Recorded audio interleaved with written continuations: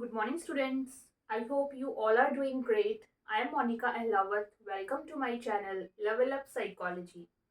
यहाँ हम कर रहे हैं IGNOU MA psychology second year MAPC second year का सब्जेक्ट एमपीसीई 011 साइकोपैथोलॉजी, उसके ब्लॉक 1 के unit 1 which is brief history of psychopathology.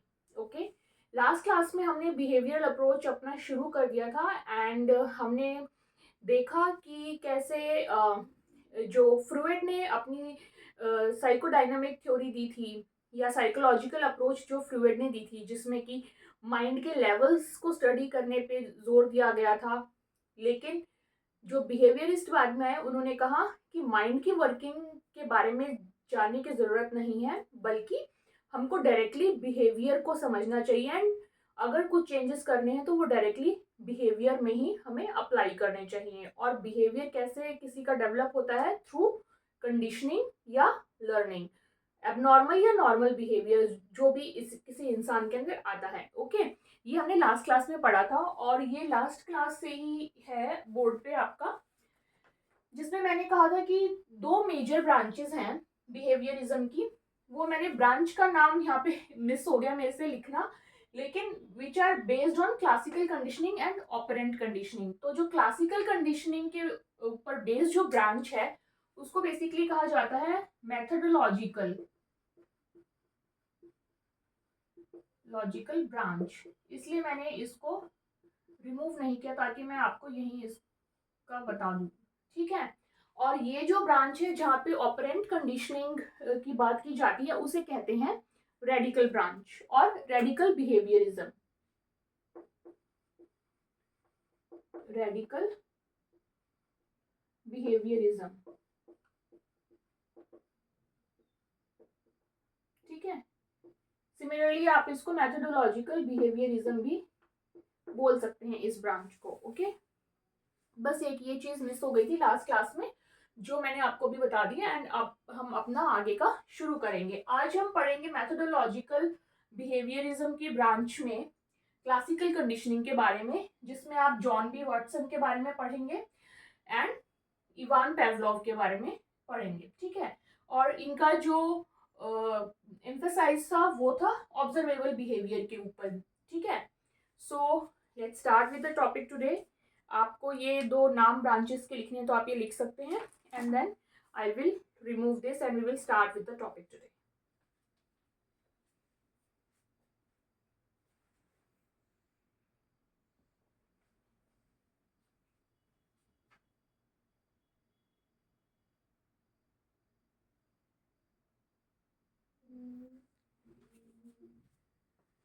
Okay, so अब हम बात करेंगे आज क्लासिकल कंडीशनिंग की।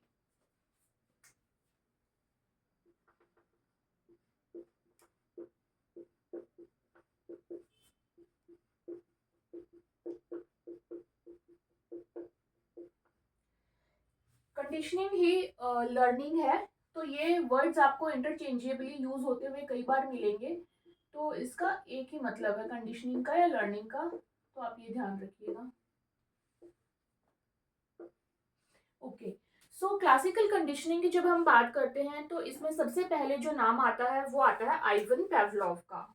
ओके,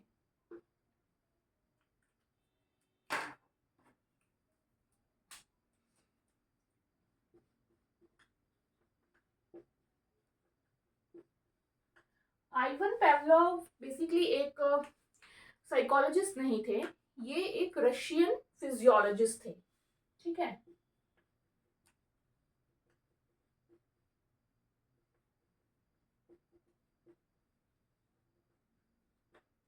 और इनका मकसद कोई साइकोलॉजी की फील्ड में स्टडी करने का भी नहीं था जब ये डिस्कवरी हुई इनसे। ठीक है, तो ये जो काम कर रहे थे ये एक्चुअली डाइजेस्टिव सिस्टम को स्टडी कर रहे थे अपने खुद के फिजियोलॉजी से रिलेटेड। ओके, और ये एक्सपेरिमेंट्स कर रहे थे डॉग्स के ऊपर। बेसिकली डॉग्स के डाइजेस्टिव सिस्टम को ये स्टडी कर रहे थे। अब इन्होंने अपने एक्सपेरिमेंट में क्या किया, इन्होंने देखा कि डॉग का डाइजेस्टिव सिस्टम कैसे वर्क करता है। ठीक है। तो डाइजेस्टिव सिस्टम की शुरुआत जो होती है वो हमारे सलाइवा से शुरू हो जाती है, राइट, इन आवर माउथ या इन केस ऑफ एनिमल्स।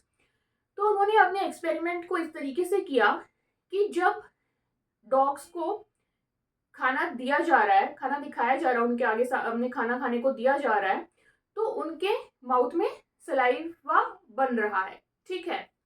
अब उन्होंने देखा कि ठीक है, फूड की तो उन्हें नीड है, फूड को देख के ऑटोमेटिकली सलाइवा आएगा, ये उनको पता चल गया। फिर उन्होंने क्या देखा कि वो जो फूड है वो एक कार्ट में लाने लग गए जिसमें बेल लगी हुई थी, ठीक है। तो अब वो जो फूड है वो आ रहा है बेल के साथ, ठीक है, वो घंटी बज रही है जैसे वो कार्ट आ रही है डॉग के नजदीक, और डॉग उसको फिर से खाने को देखता है, सलाइवा मुंह में आ जाता है एंड वो खाना खाते हैं। इस तरीके से ये चल रहा है।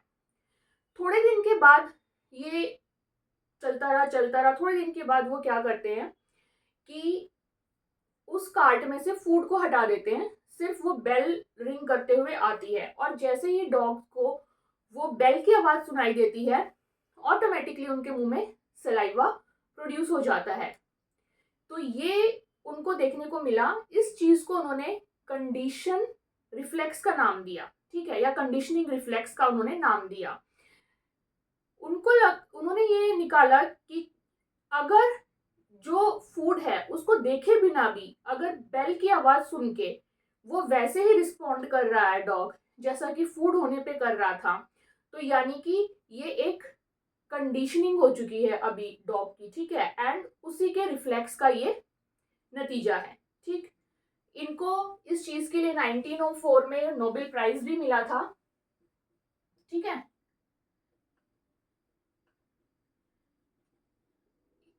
बेसिकली इन्होंने कंडीशनिंग रिफ्लेक्स की डिस्कवरी की थी, ठीक है, अपनी फिजियोलॉजी में। लेकिन आगे चल के ये जो कंडीशनिंग रिफ्लेक्स है एज अ कंडीशनिंग रिस्पॉन्स, ये बहुत पॉपुलर हुआ बिहेवियरिज्म में, एंड आगे जॉन बी वॉटसन ने भी इसको अपने एक्सपेरिमेंट्स में यूज किया, ठीक है। अब ये तो बात हो गई मोटी मोटी स्टोरी टाइप में कि इन्होंने क्या किया, और कंडीशनिंग रिफ्लेक्स की इन्होंने ऑटोमेटिकली एक ऐसी डिस्कवरी की जो कि साइकोलॉजी में भी अप्लाई होने लगी आगे चल के, ठीक। तो अब इसमें देखिए, हम इसमें साइकोलॉजी के पॉइंट ऑफ व्यू से जानने की कोशिश करते हैं कि कैसे कंडीशनिंग इंड्यूस हुई डॉग्स के अंदर एंड कैसे उनका रिस्पॉन्स आया, ओके। सो अब पहले केस में क्या था, अब यहाँ पे आप देखिए 3 स्टेप्स हुए हैं एक तरीके से। पहला स्टेप था नॉर्मल नेचुरल, ठीक है, कंडीशनिंग से पहले का स्टेप, यानी कि डॉग आ रहा है, डॉग को फूड दिया जा रहा है, सलाइवा आ रहा है, फूड खा रहा है, ठीक है, ये हो गई कंडीशनिंग से पहले की चीज।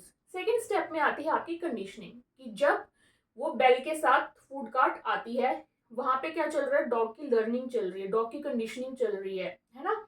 एंड थर्ड स्टेप आता है जब फूड को रिमूव कर देते हैं, अब डॉग की कंडीशनिंग हो चुकी है, यानी कि पोस्ट कंडीशनिंग की सिचुएशन आ जाती है, तो वो अब जो लर्न बिहेवियर है वो शो करेगा थर्ड कंडीशन में, ठीक है। सो अब हम बात करें इसमें अगर अपनी साइकोलॉजिकल टर्म्स के हिसाब से, तो पहला क्या है, फूड आया, फूड दिया डॉग को, नॉर्मल कंडीशन है, क्या हुआ, सेलिवेशन हुआ, सेलाइवेशन, ठीक है। अब इस केस में नॉर्मल सी बात है, डॉग को भूख लगेगी, खाना मिलेगा तो सेलाइवेशन होगा, है ना। तो यहाँ पे कोई कंडीशनिंग नहीं है, फिलहाल नेचुरल प्रोसेस हो रहा है। तो इस केस में हम फूड को क्या कहेंगे, this is unconditioned stimulus, unconditioned stimulus, ठीक है। कोई स्टिमुलस आता है, होता है, तभी हम उसको परसीव करते हैं, तभी हमारे रिफ्लेक्सेस निकलते हैं, राइट। सो ये हो गया अनकंडीशन स्टिमुलस, की नॉर्मल फूड दिया हमने, उसके अंदर कुछ और एडिशनल चीज नहीं की, और डॉग के सेलाइवेशन हुआ है, तो ये भी कैसा रिस्पॉन्स है, अनकंडीशन है, बिल्कुल रॉ नेचुरल रिस्पॉन्स है ना। तो इसको कहेंगे हम अनकंडीशनड रिस्पॉन्स ठीक है, या फिर अनलर्नड रिस्पॉन्स। ठीक है, कंडीशन और लर्निंग का एक सेम मतलब होता है, तो अनलर्नड भी बोल सकते हैं, अभी तक उसकी लर्निंग शुरू नहीं हुई है डॉग की। अनलर्न रिस्पॉन्स, और इनको शॉर्ट फॉर्म में भी आप कभी कभी लिखा दिखेंगे, इसको यू आर, इसको भी यू आर, एंड इसको यूएस के टर्म्स में आप लिखा दिखेंगे, अनकंडीशन स्टिमुलस। ठीक है, ये एक नॉर्मल सिचुएशन है, ये है जब तक कि डॉग की लर्निंग शुरू नहीं हुई है, नॉर्मल, हर ये किसी भी डॉग के साथ करोगे सेम प्रोसेस रहेगा। ठीक है, अब नेक्स्ट स्टेप आता है जहां लर्निंग वो इंड्यूस करते हैं। उस स्टेप में क्या होता है, बेल के साथ फूड आता है। अच्छा, उससे पहले एक और सिचुएशन ले लेते हैं जो कि अनकंडीशन रहेगी, जैसे कि बेल, खाली बेल दिखाई गई है, बेल की घंटी सुनाई गई है डॉग को। इस केस में क्या होगा, इस केस में सैलिवेशन नहीं होगा, क्योंकि डॉग को बेल से क्या लेना देना है ना। तो नॉर्मल अगर डॉग को बेल सुनाई गई तो उसके डाइजेस्टिव सिस्टम पे सैलिवेशन पे कोई फर्क नहीं पड़ेगा, तो नो सैलिवेशन होगा इस केस में। तो इस हिसाब से जो ये स्टडी कर रहे थे सैलिवेशन की या डाइजेस्टिव सिस्टम की, उस हिसाब से अगर बेल की वजह से कोई आउटकम नहीं आई, तो यहाँ पे बेल कैसा स्टिमुलस हो गया, न्यूट्रल स्टिमुलस है ना, उसकी वजह से कुछ भी नहीं हुआ, तो यहाँ पे बेल को हम बोलेंगे न्यूट्रल स्टिमुलस। ठीक है, अब ये है कंडीशन आपकी लर्निंग से पहले की। ठीक है, लर्निंग से पहले फूड होगा तो सलाइवेशन होगा, सिर्फ बेल होगा तो सलाइवेशन नहीं होगा, नेचुरल सी बात है ना। अब आते हैं सेकंड स्टेप पे, इसको हम मार्क कर लेते हैं, बिफोर कंडीशनिंग।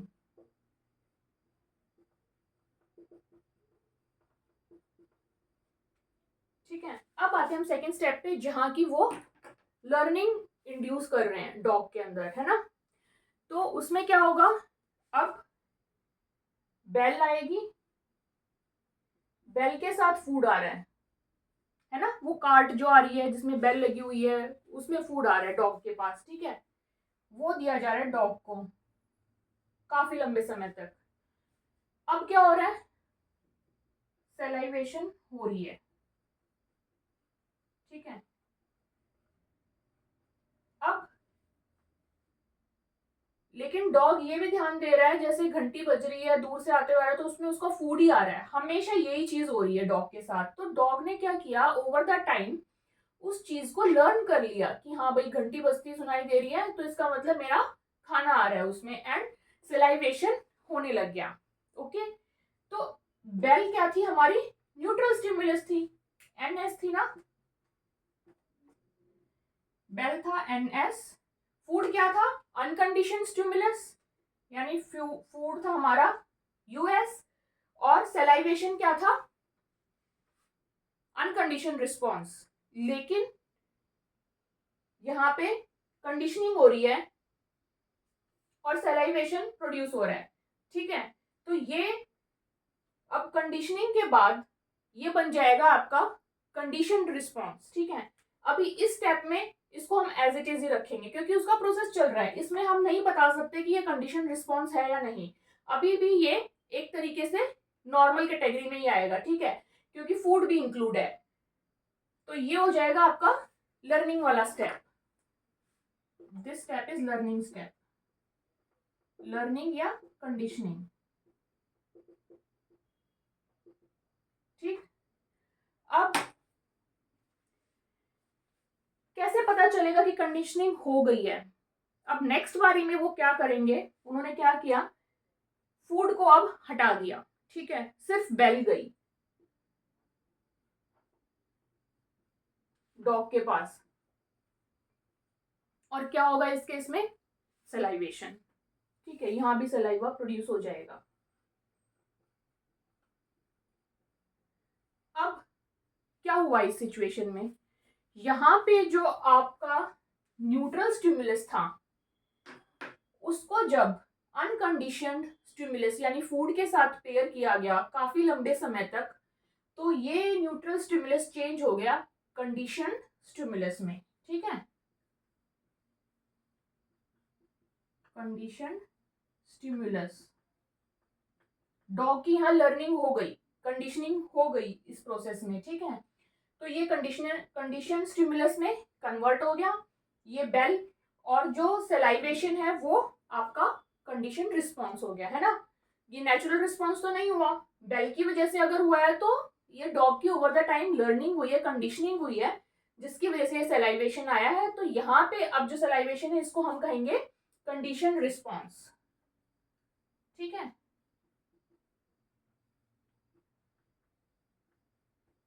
या फिर कंडीशन रिफ्लेक्स लिखो इसको, कंडीशन रिफ्लेक्स,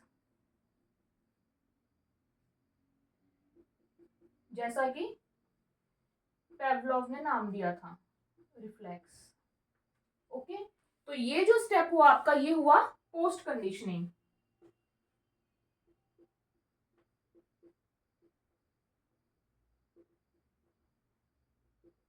ठीक है, तो आपने देखा कि कैसे किसी नॉर्मल चीज के प्रति जब किसी का बिहेवियर है, वहां पे जो न्यूट्रल स्टिमुलस प्रेजेंट है, ठीक है, ये जो बेल था यहाँ पे ये न्यूट्रल स्टिमुलस था, इस न्यूट्रल स्टिमुलस को जब अनकंडीशन स्टिमुलस के साथ पेयर किया गया तो ये बन जाता है कंडीशन स्टिमुलस, CS, ठीक है। So you can say CS is equal to NS plus US, just अपने याद करने के लिए, इतना एज सच कोई ये फॉर्मूला नहीं है, बट जब न्यूट्रल स्टिमुलस को हम अनकंडीशन स्टिमुलस के साथ पेयर करते हैं तो वो न्यूट्रल स्टिमुलस बाद में एक कंडीशन स्टिमुलस की फॉर्म ले लेता है, ठीक है। तो कंडीशन स्टिमुलस बन गया यहाँ पे बेल, और जो रिस्पॉन्स आएगा कंडीशनिंग के बाद उसको हम कहेंगे कंडीशन रिस्पॉन्स या कंडीशन रिफ्लेक्स, ठीक है। तो एक जो सलाइवेशन होना था, जो नेचुरल प्रोसेस था फूड को लेके, अब वो डॉग का नेचुरल जो सलाइवेशन जो होना चाहिए फूड को देख के नॉर्मली, वो बेल को देख के होने लग गया है, ठीक है। तो यहाँ तक इन्होंने अपनी ये डिस्कवरी की कंडीशन रिफ्लेक्स की, एंड बाद में इसको जॉन बी वॉटसन ने भी यूज किया, ये बताने के लिए, ये दिखाने के लिए कि ज्यादातर जैसे जो हमारे एक्सट्रीम फियर्स होते हैं या जो फोबियाज होते हैं वो कंडीशन रिफ्लेक्स की वजह से होते हैं, यानी कि कंडीशनिंग ऐसी की जाती है किसी की कि वो चीज उनमें इंड्यूस हो जाती है किसी, क्योंकि कंडीशनिंग के बाद ही आप किसी उस चीज से अपने आप को वैसे रिलेट करेंगे जिससे कि पहले नेचुरली ना करते, है ना। तो अभी जॉन बी वॉटसन का भी हम करेंगे एक्सपेरिमेंट, आप अभी इसका एक स्क्रीनशॉट ले सकते हैं for your notes purpose, and I hope ये इतना आपको क्लियर है अच्छे से। इसमें समराइज करने का ज्यादा कुछ है नहीं। फूड जो कि अनकंडीशन मतलब नेचुरल चीज है, फूड जब था तो डॉग का नॉर्मल तरीके से सलाइवेशन हो रहा था, एंड बेल जब थी तो कोई सलाइवेशन नहीं हो रहा था, ये हो गई आपकी कंडीशनिंग से पहले की स्टेज। कंडीशनिंग में क्या किया उन्होंने, फूड और बेल को इकट्ठे जोड़ दिया, तो डॉग के दिमाग में बैठ गया कि जब बेल बजती है तभी खाना मिलता है, ठीक है, तो सलाइवेशन होने लग गया, यहाँ पे उसकी लर्निंग हो गई। पोस्ट कंडीशनिंग, पोस्ट लर्निंग क्या हुआ, बेल उसके लिए जो कि एक फर्स्ट स्टेप में न्यूट्रल स्टिमुलस था, अब वो कन्वर्ट हो गया उसके लिए कंडीशन स्टिमुलस में, एंड उसका सेम रिएक्शन आया जो कि फूड के केस में आता, तो इसलिए वो रिस्पॉन्स हो गया कंडीशन रिस्पॉन्स, ठीक है।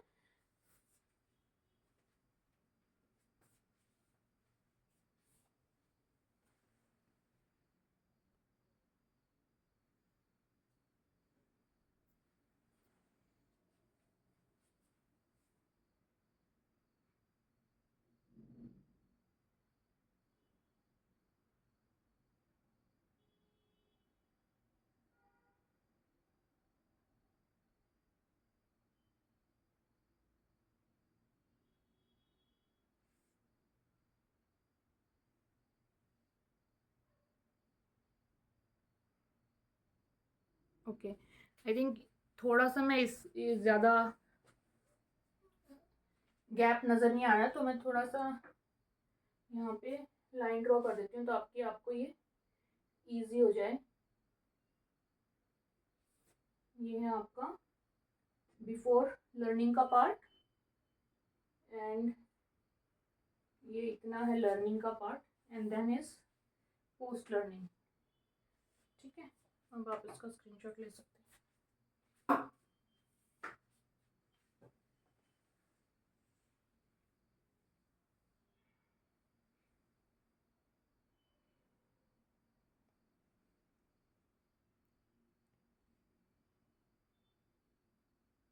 Okay, let me remove it now.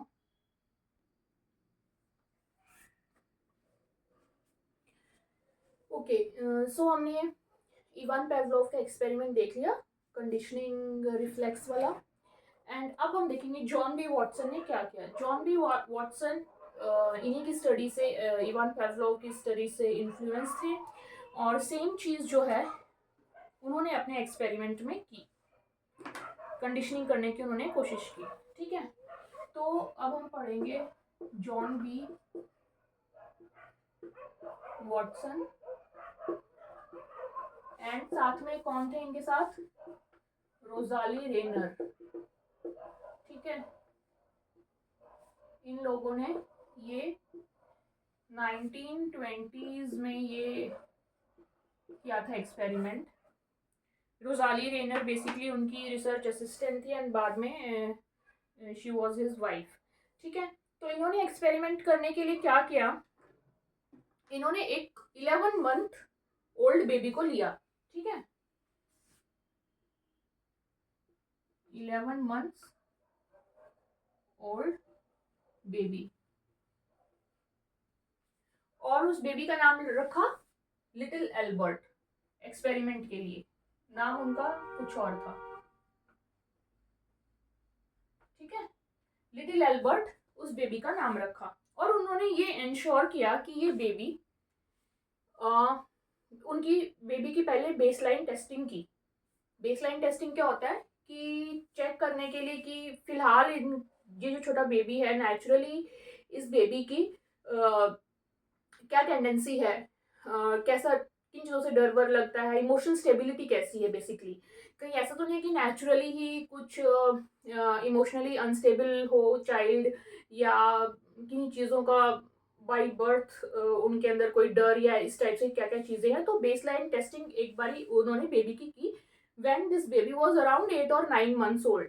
ठीक है, तो उसमें बेबी को दिखाया गया डिफरेंट डिफरेंट टाइप के फरी एनिमल्स। ठीक है, जिनके बाल होते हैं, जैसे रैट, डॉग्स, कैट, इस टाइप के फरी एनिमल्स बच्चे के आसपास इन्होंने एक्सपेरिमेंट के लिए रखे। ठीक है, तो काफी जैसे 1-2 महीने तक उन्होंने एक्सपेरिमेंट किया और देखा बच्चे को इन चीजों से कोई डर नहीं था। ठीक है, और नॉर्मल चीजों से, जैसे कि अगर कुछ बहुत जोर की आवाज आई, ये सब हुआ तो बच्चा थोड़ा सा ऐसे घबरा जाए, डर जाए, इस टाइप की चीजें थी। तो इमोशनली बच्चा स्टेबल था, ये इंश्योर उन्होंने किया 1-2 महीने के लिए। फिर 11 मंथ का जब वो हो गया था तो उन्होंने ये लिटिल एल्बर्ट नाम से उस बच्चे के ऊपर एक ये एक्सपेरिमेंट किया। इस एक्सपेरिमेंट में उन्होंने क्या किया कि अब उन्होंने एक रूम में उस बच्चे को वाइट रैट के साथ, सफेद चूहे के साथ, जो लैब में जो सफेद चूहा यूज होता आया है हमेशा से, उसके साथ छोड़ दिया। ठीक है, अब बच्चा ऑफ कोर्स पहले भी नहीं डर रहा था इन सब चीजों से, तो बच्चा उसके साथ जाता और उस रैट के साथ उसको हाथ लगाता, खेलने लग जाता एक तरीके से उसके साथ। ठीक है, तो बच्चा आराम से खूब एंजॉय कर रहा था उस रैट के साथ। ये इन्होंने देखा, ये थी उसकी नॉर्मल नेचुरल कंडीशन। ठीक है, अब क्या किया उन्होंने नेक्स्ट स्टेप में, यानी कि कंडीशनिंग के स्टेप में। ठीक है, ये पहला हो गया हमारा नॉर्मल यानी कि बिफोर कंडीशनिंग की सिचुएशन। सेकेंड स्टेप में यानी कि कंडीशनिंग, उन्होंने अब क्या इंट्रोड्यूस की, उन्होंने जैसे ही बेबी उस रैट के पास जाता, उन्होंने क्या किया, जैसे बेल होती है ना, राउंड शेप की बेल, और उसको किसी हैमर से बजाते हैं, जैसे पुराने के जमाने के टाइम में घंटी जब बजाते थे तो ऐसे ऐसे करके बजाते थे। तो वैसे उन्होंने एक हैमर से उस बेल को या उस प्लेट को, आयरन की जो प्लेट थी उसको जोर जोर से बच्चे के सर के पीछे एकदम से ऐसे बजाया, आवाज निकाली। ठीक है, जिससे बच्चा एकदम से अचानक से शोर सुन के बच्चा ऑफकोर्स डरेगा, है ना, घबराएगा। तो जैसे ही बच्चा उस चूहे के पास जाता, उसके पीछे वो आवाज वो लोग करते एंड बच्चा डर जाता। ये चीज काफी ओवर द टाइम रिपीट हुई बच्चे के साथ।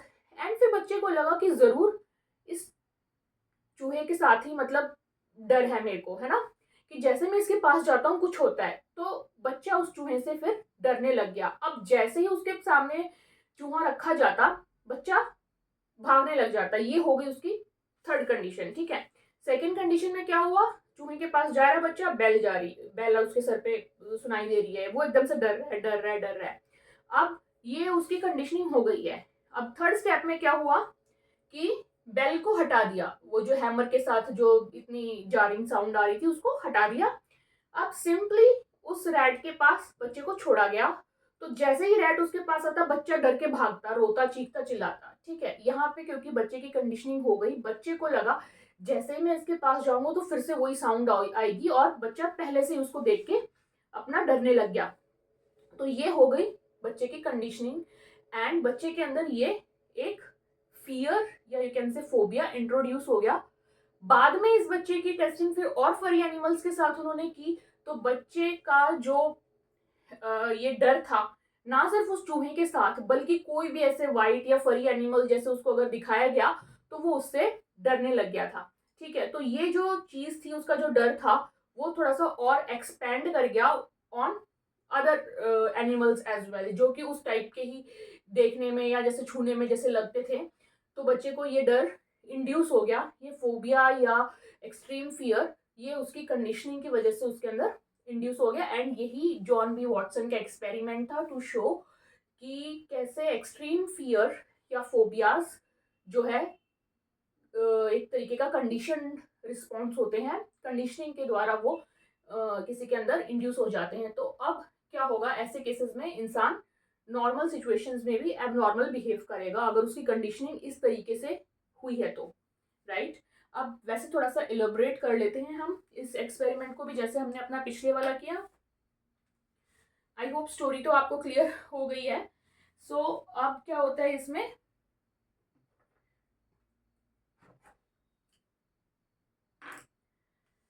ओके, पहले आता है व्हाइट रैट।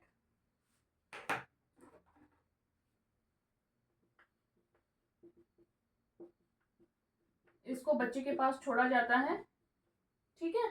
बच्चा क्या करता है, कोई फियर नहीं होता, ठीक है, नो फियर। ये कैसी कंडीशन है, ये है नॉर्मल कंडीशन। यहाँ पे आपका जो व्हाइट रैट है वो क्या है, न्यूट्रल हो गया।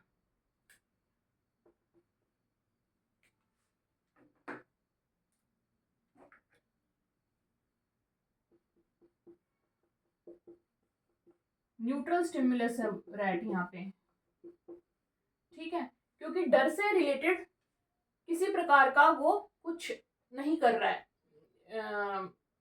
चाइल्ड के अंदर इंड्यूस, है ना।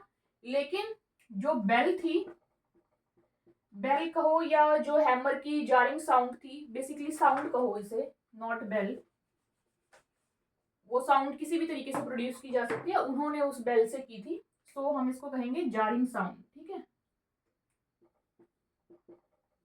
लाउड नॉइज, कुछ बहुत भयानक सी साउंड। वो जब चाइल्ड को सुनाई गई तो चाइल्ड में क्या हुआ, फियर हुआ,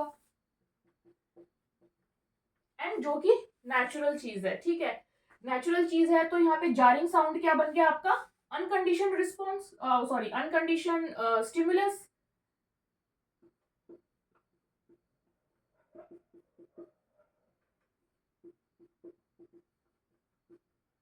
एंड ये जो फियर है ये भी अनकंडीशन रिस्पॉन्स हुआ, है ना, क्योंकि नॉर्मल सी बात है, किसी के सर पे ऐसे जोर से बजाओगे तो उसे डर ही लगेगा ना बच्चे को। अनकंडीशन रिस्पॉन्स, ठीक है, UR US NS, ठीक है। ये बात हो गई आपकी बिफोर कंडीशनिंग।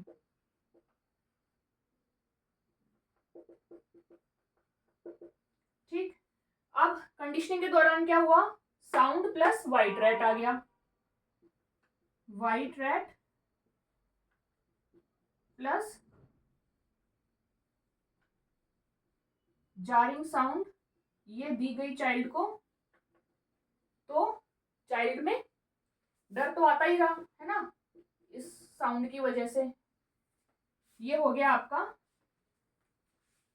लर्निंग का या कंडीशनिंग का प्रोसेस।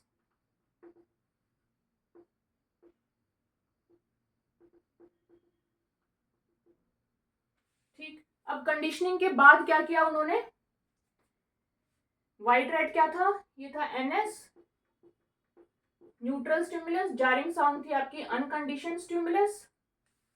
अब व्हाइट रेड जो है वो किस में बदल जाएगा, कंडीशन स्टिमुलस में, है ना, यही हमने पढ़ा था ना, NS plus US will turn into CS. ठीक है, तो अब खाली व्हाइट रेड को जब बच्चे के सामने रखा जाएगा तो क्या आएगा, फियर आएगा बच्चे के अंदर, है ना। ओके, तो अब क्या हो गया, व्हाइट रेड यहाँ पे कंडीशनड हो गया ना, ये स्टिमुलस अब कंडीशन स्टिमुलस में चेंज हो गया, कंडीशन स्टिमुलस। और ये जो यहाँ पे फियर आया है व्हाइट रेड की वजह से, जो कि पहले नहीं था, वो आ गया आपका कंडीशन रिस्पॉन्स। ठीक है, आई होप ये क्लियर है, बिल्कुल एज इट इज है। आप देखना हमेशा जो न्यूट्रल स्टिमुलस होता है वही कंडीशन स्टिमुलस में चेंज होता है। ठीक है, तो ये हो गई आपकी पोस्ट कंडीशनिंग की सिचुएशन।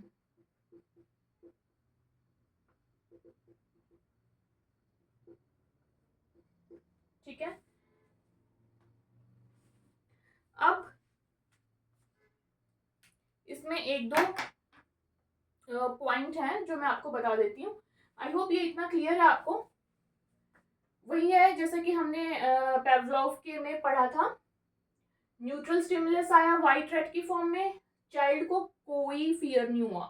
ठीक है, अनकंडीशन स्टिमुलस आया भयानक सी जारिंग सी साउंड के रूप में, चाइल्ड को फियर हुआ। ठीक है, और ये है अनकंडीशन रिस्पॉन्स यानी कि नेचुरल रिस्पॉन्स चाइल्ड का। ये हो गया बिफोर कंडीशनिंग की बात, जो कि एक नेचुरल सिचुएशन होती है।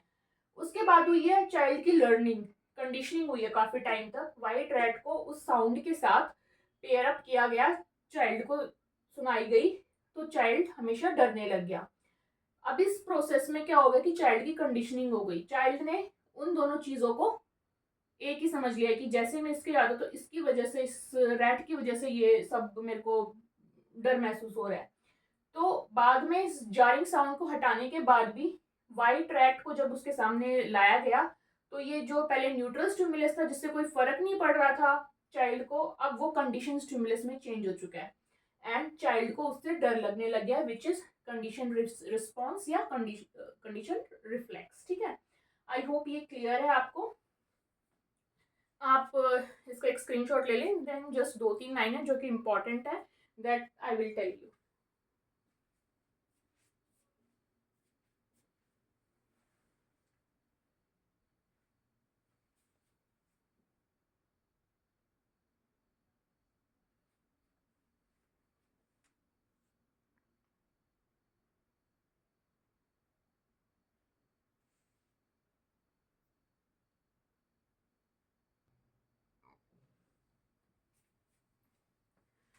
ओके, अब हमने क्लासिकल कंडीशनिंग के एक्सपेरिमेंट्स तो समझ लिए, जॉन बी वॉटसन के भी, इवान पेवलोव के भी। अब ये कैसे नॉर्मल और एबनॉर्मल बिहेवियर में रिफ्लेक्ट होंगे। अब जैसे आपने लिटिल एल्बर्ट का एक्सपेरिमेंट देखा है ना, उसमें क्या हुआ कि बच्चे के अंदर एक फोबिया इंट्रोड्यूस कर दिया गया, एक एक्सेसिव फियर इंट्रोड्यूस कर दिया गया एक छोटे से चूहे की वजह से, है ना, उसको पेयर अप करके with the sound.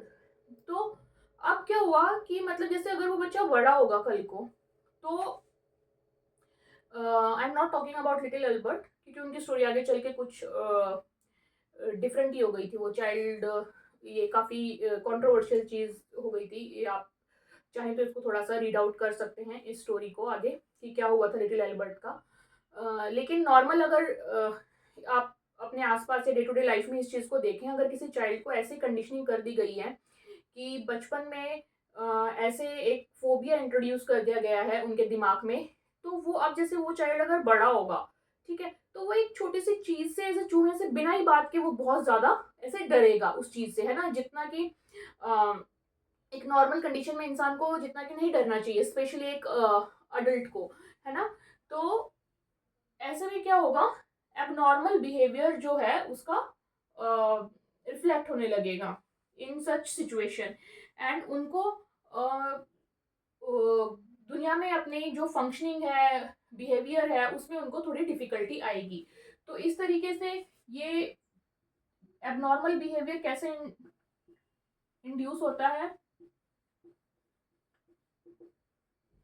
In the form of जैसे फोबियाज हो गए, एक्सट्रीम फियर हो गया,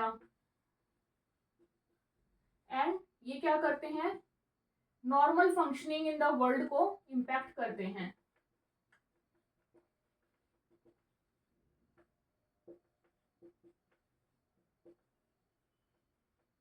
है ना। जरूरत से ज्यादा अगर किसी चीज का फोबिया या एक्सेसिव फियर होगा तो डे टू डे लाइफ में उस इंसान को दिक्कत आएगी फंक्शन करने में, है ना। अब नॉर्मल बिहेवियर में क्या सीन होता है, नॉर्मल बिहेवियर में भी हमारी लर्निंग या कंडीशनिंग तो होती है ना, लेकिन वो कैसे होती है, वो एक अडेप्टिव स्टिमुलाई की तरीके से होती है, ठीक है, रिस्पॉन्डिंग अडेप्टिवली टू स्टिमुलाई। इसको हम अभी समझते हैं क्या, रिस्पॉन्डिंग अडेप्टिवली टू स्टिमुलाई, ठीक है। अब अगर तो लिटिल एल्बर्ट वाले एक्सपेरिमेंट पे एक बारी हम अपना थोड़ा सा थॉट देने की कोशिश करते हैं, ठीक है। रैट आया, लिटिल एल्बर्ट उनके सामने था, रैट के सामने था, पीछे से एकदम से बेल की आवाज, वो हैमर की आवाज उन्होंने कर दी, ठीक है। जब भी जाए तभी ये आवाज हो, जब भी जाए तभी ये आवाज हो, तो उसको अपना दिमाग लगाने का तो टाइम ही नहीं था, है ना, कि क्या हो रहा है, ये क्या नहीं हो रहा है।